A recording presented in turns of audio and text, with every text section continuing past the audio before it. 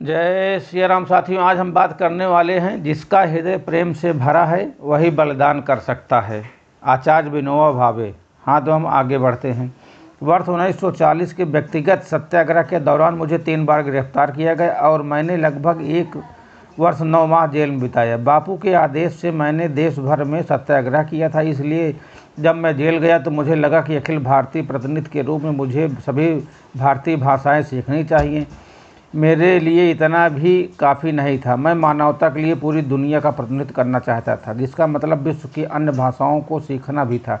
इसलिए मैंने इन कारावासों के दौरान बहुत गहराई से अध्ययन किया। जब मैं नागपुर जेल में था तो अरबी का सही उच्चारण सीखने के लिए रेडियो पर कुरान सुनता था। 1942 के आंदोलन से पहले की अवध की बात करें तो गांधी जी सोच रहे थे कि यदि उन्हें जेल में डाला गया तो जेल में ही घुसते ही वह उपवास शुरू कर देंगे। हालांकि जेल जाना एक पुरानी और मान्य प्रक्रिया था, लेकिन गांधी जी एक नए विचार का मंथन कर रहे थे। अगर अपने ब्रिटिश शासन को मानने से इनकार कर दिया और अंग्रेज़ों को भारत छोड़ने के लिए कहा तो वह हमें जेल में डाल देंगे। केवल यही व्यक्ति जिसका हृदय प्रेम से भरा है ऐसा बलिदान करने में सक्षम है। गांधी जी ने सोचा कि यह संभव है और वह खुद इसका नेतृत्व करेंगे। इस विचार ने सभी को चिंतित कर दिया। उन्होंने कहा कि श्रृंखलाबद्ध उपवास जैसी कोई चीज़ नहीं हो सकती और इसके लिए कोई फौज नहीं हो सकती, क्योंकि ऐसी चीज़ें आदेश से नहीं करवाई जा सकती। फिर बापू ने मुझे सेवाग्राम बुलाया और पूछा कि यदि कोई विवेकी व्यक्ति अपनी बुद्धि की पूर्णता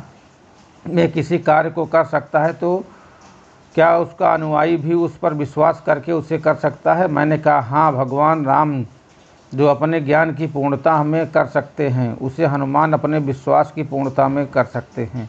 फिर 9 अगस्त को बापू को गिरफ्तार कर लिया गया, पर उन्होंने तुरंत अनशन शुरू करना उचित नहीं समझा, क्योंकि उन्होंने इस पर सरकार से कुछ पत्राचार की योजना बनाई थी, पर इस बारे में मुझे जानकारी नहीं थी। प्यारेलाल जी को गिरफ्तार नहीं किया गया था। बापू ने उनसे कहा कि मुझे उपवास शुरू न करने का संदेश भेजें, क्योंकि बापू जानते थे कि उन्होंने मुझसे जो कहा था मैं वही करूंगा। उसके तुरंत बाद मुझे गिरफ्तार कर लिया गया। जेल पहुंचते ही मैंने जेलर से कहा, आप मुझे अच्छी तरह जानते हैं, मैंने हमेशा नियमों का सावधानीपूर्वक पालन किया और दूसरों को भी ऐसा करने के लिए कहा है, लेकिन इस बार यह अलग है।